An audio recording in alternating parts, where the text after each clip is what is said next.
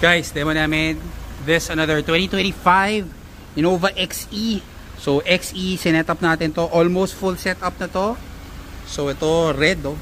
Then we change everything, almost everything, in upgrade natin. So yung mga may plan bumili ng Innova, I suggest buy the XE kaysa sa E. Then yung difference, i-budget nyo na lang, i-setup natin, mas maganda pa. So mas malaki matitipid nyo, plus mas mapapaganda pa natin yung mga Innova XE.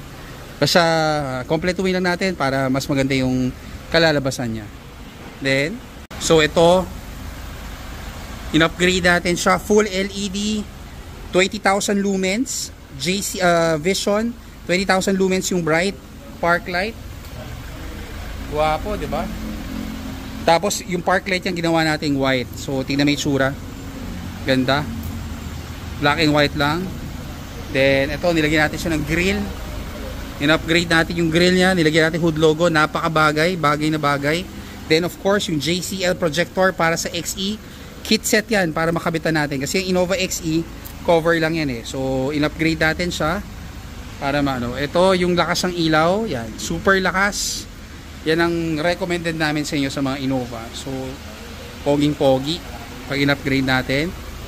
Then, side view. Fender flarings, ilagay natin. Step board, mudguard, sequential LED, black garnish set. Kita nyo? Sequential, gumagalaw na siya. Mas malakas yan sa stock mo, brighter. Wala ring puputulin, no void kasi plug and play siya. So sinasaksak lang natin. Rain visor, nilagay rin natin siya. Black garnish, para bagay. Black and red, fender flarings. So XE yan, pero pagka sinetap natin, lalo siyang gumaganda. So yung mga may Innova, kung gusto nyo pumogi, ito yon, ma-appreciate nyo to, lalo na pag actual. So ito yung quick walkthrough lang natin sa labas. And then sa likod, nilagyan namin siya ng rear seal, nilagyan rin namin siya ng backup sensor. So pag umaatras, yung XE, tutunog siya kung may tatamaan, kasi backup camera ni kasama. Pag XE, lalagyan natin siya ng backup sensor para tutunog siya just in case na may tatamaan tayo sa likod. And then, nilagyan namin siya ng black garnish. Then, dito naman tayo sa loob. So, sa loob, lagyan namin siya ng rubber hood lining. Nakalagay na. Door seal, nilagyan natin siya. Ito yon, version 2. Ito yung black liner full matting. Yan, covered to covered. And of course, nilagyan natin siya ng steering cover, version 2. This is available kay Shopee and Lazada. Yan yung switch para dun sa projector fog light. Tignan nyo sa loob, oh. Kita nyo, yan ang maliwanag. Super liwanag. Yan ang super liwanag na ilaw natin. Low beam projector. Super lakas yan. Yan yung pinakamalakas namin sa Toyota. Tapos ito, nilagyan natin siya ng Ultra Pro camera. So, ito yung best seller namin. 10-inch Pro. Full touchscreen. Yan. Super linaw. So, matibay yan. Wi-Fi. So, nagko-connect yan sa cellphone nyo. So, ito yun. Steering cover. Full matting. Nakakabit na. Ganda yung ilaw namin. Yan yung marami talaga nagpapakabit niyan. So check yung mga videos namin sa YouTube at saka sa JC Garage sa Facebook.